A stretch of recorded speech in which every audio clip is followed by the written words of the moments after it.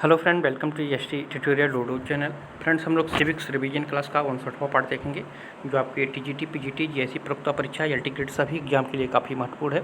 इसके पहले का पार्ट आप लोग प्ले लिस्ट में देख सकते हैं, जो आपके एग्जाम के दृष्टि से सारे प्रैक्टिस सेट को तैयार किया गया है। तो वीडियो को अंत तक जरूर देखिएगा। अगर वीडियो अच्छा लगे तो चैनल को सब्सक्राइब कर लीजिएगा, लाइक कीजिएगा, दोस्तों में शेयर भी कीजिएगा और बेल आइकन पर प्रेस कर लीजिएगा, ताकि आने वाले वीडियो का नोटिफिकेशन आप सभी को मिल सके। तो प्रश्न को शुरू करते हैं आज का। पहला प्रश्न है आज का, शक्ति का स्थानांतरण हो सकता है न कि इच्छा का, जो कि संप्रभ होती है। यह किसने कहा है? तो ये कहा था रूसो ने।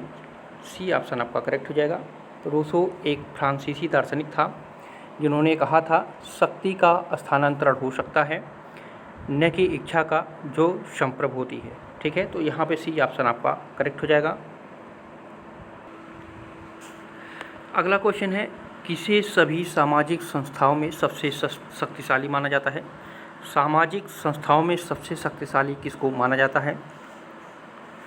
तो right answer is option number A, राज्य को। ठीक है, राज्य को जो है सभी सामाजिक संस्थाओं में जो है सबसे शक्तिशाली माना जाता है। गार्नर कहता है कि राजनीति शास्त्र का आरंभ और अंत जो है दोनों राज्य से होता है। राज्य पृथ्वी पर ईश्वर की गति है। हीगल भी एक परिभाषा दिया था। हीगल ने कहा था राज्य शब्द को पहली बार मैकियावेली ने अपनी पुस्तक प्रिंस में प्रयोग किया था। हीगल ने ऐसा बताया था। ठीक है, तो सामाजिक संस्थाओं में सर्वोच्च शक्तिशाली माना जाता है राज्य को। तो ए ऑप्शन आपका सही हो जाएगा। अगला क्वेश्चन है, राज्य की उत्पत्ति के संबंध में कौन सा सिद्धांत इस धारणा से शुरू होता है कि राज्य की उत्पत्ति से पहले मनुष्य प्राकृतिक अवस्था में रहते थे? तो ऐसा कौन सा सिद्धांत मानता है? तो ये सामाजिक अनुबंध सिद्धांत मानता है। डी ऑप्शन आपका करेक्ट हो जाएगा। राज्य की उत्पत्ति के संबंध में जो है सामाजिक अनुबंध सिद्धांत इस धारणा से शुरू होता है कि राज्य की उत्पत्ति से पहले जो है मनुष्य प्राकृतिक अवस्था में रहते थे, मनुष्य पर किसी का कोई नियंत्रण नहीं था, और आदर्शवादी जो सिद्धांत था, आदर्शवादी सिद्धांत के अनुसार राज्य एक प्राकृतिक तथा स्वयंपूर्ण संस्था है और व्यक्ति राज्य के अंतर्गत रहकर ही अपने व्यक्तित्व में अभूतपूर्व विकास कर सकता है।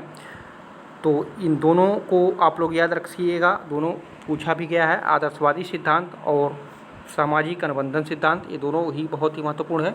बहरहाल इसमें चारों सिद्धांत ही बहुत महत्वपूर्ण है, और इस प्रश्न के अनुसार आपका डी ऑप्शन करेक्ट हो जाएगा। अगला क्वेश्चन है, किस तरह की संप्रभुता जनता को सर्वोच्च मानती है? किस तरह की संप्रभुता जो है जनता को सर्वोच्च मानती है? तो जो जन संप्रभुता होती है वो जनता को सर्वोच्च मानती है। जन संप्रभुता जनता को सर्वोच्च मानती है। डायसी कहते हैं कि लोकतंत्र शासन प्रणाली वाले देशों में कानूनी दृष्टि से प्रभुसत्ता संसद के हाथों में रहती है, किंतु राजनीतिक दृष्टि से जो है प्रभुसत्ता का सूत्र जो है सर्वसाधारण के हाथों में रहता है, क्योंकि कानूनी प्रभुसत्ताधारी जो है सर्वसाधारण की इच्छा का जो है प्रतिनिधित्व करता है। इसलिए जो है ये जन संप्रभुता होगा आपका सही उत्तर। तो यहाँ पे भी ऑप्शन सही हो जाएगा। अगला क्वेश्चन है, किसने कानून को उच्चतर द्वारा निम्नतर को दिए गए आदेश के रूप में परिभाषित किया है? तो ये जॉन ऑस्टिन ने किया था। ठीक है, डी ऑप्शन करेक्ट हो जाएगा। जॉन ऑस्टिन जो है एक अंग्रेज न्यायज्ञ था। ठीक है, उन्होंने विधि के दर्शन तथा विधि शास्त्र पर बहुत अधिक लिखा था।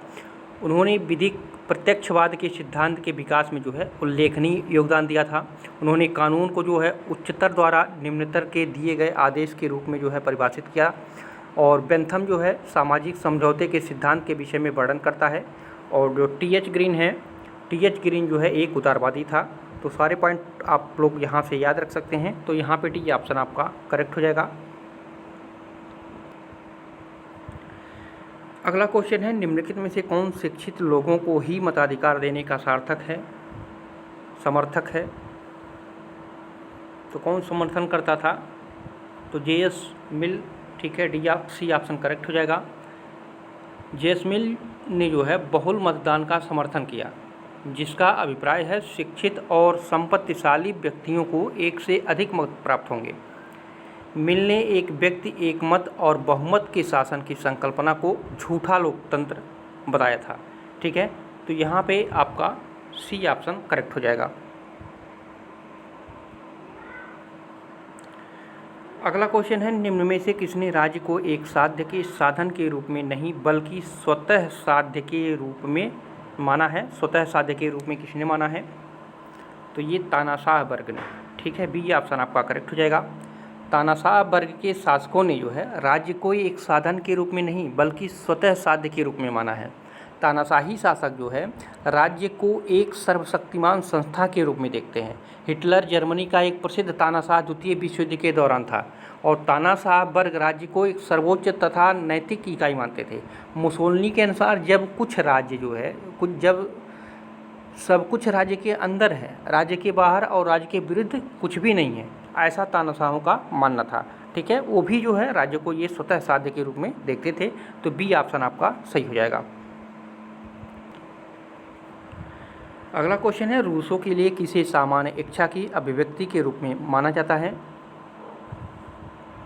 तो कानून को। डी ऑप्शन करेक्ट हो जाएगा।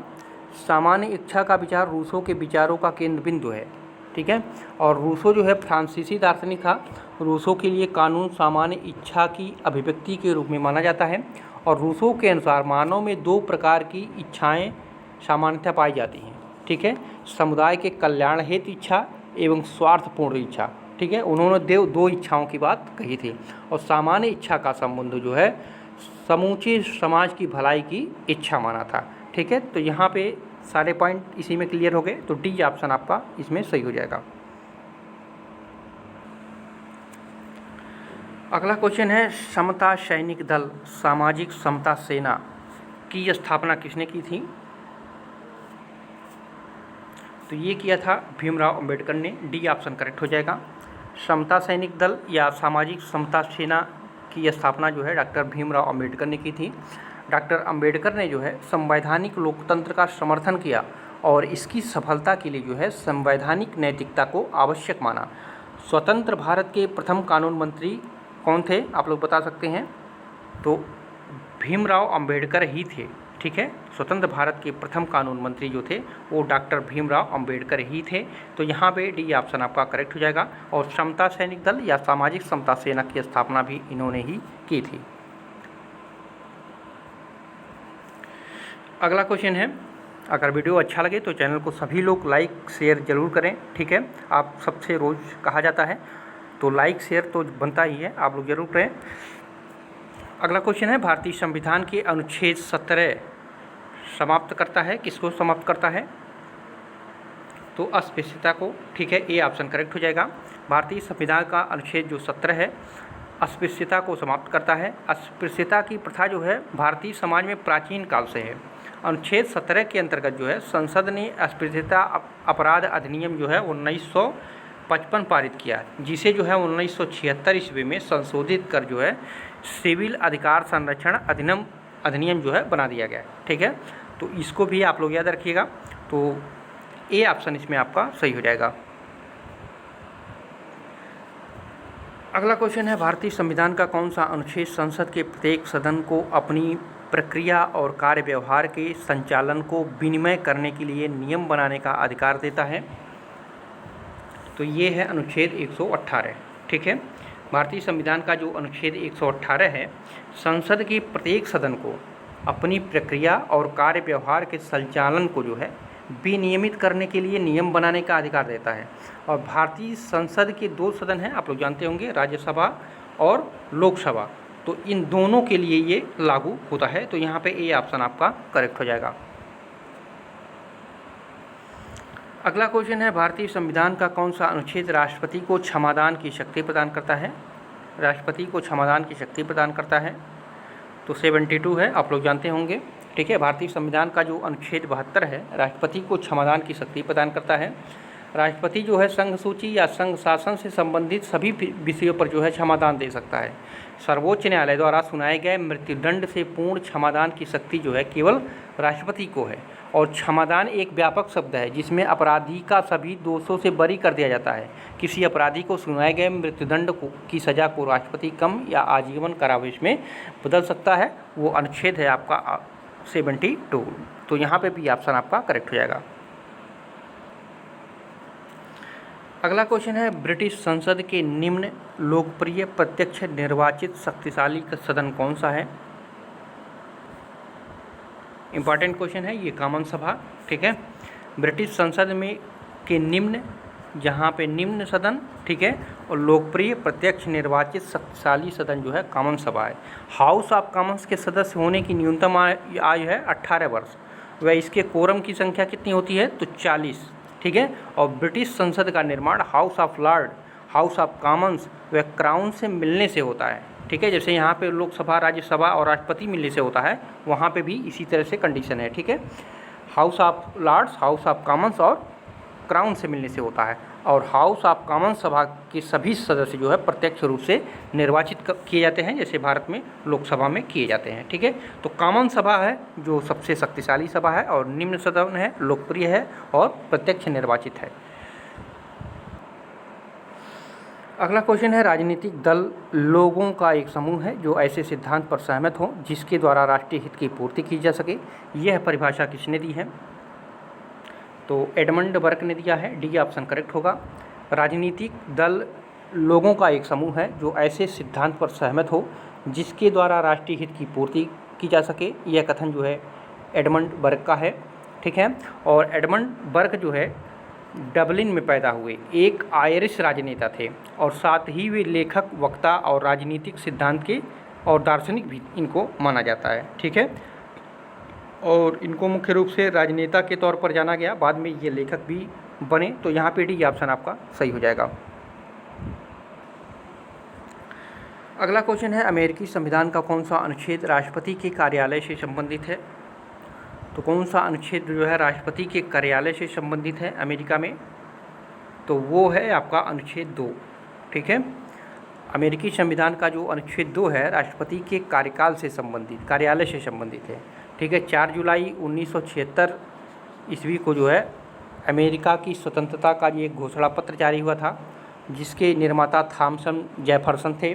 संविधान का प्रयोग जो है 1789 को हुआ, और प्रथम राष्ट्रपति जॉर्ज वाशिंगटन के द्वारा जो है अमेरिका में संविधान द्वारा सीमित सरकार की स्थापना हुई थी, और जैफरसन संयुक्त राज्य अमेरिका के तीसरे जो है राष्ट्रपति भी थे। तो सारे पॉइंट आप लोग याद रखिएगा, यहाँ पे ए ऑप्शन आपका सही हो जाएगा।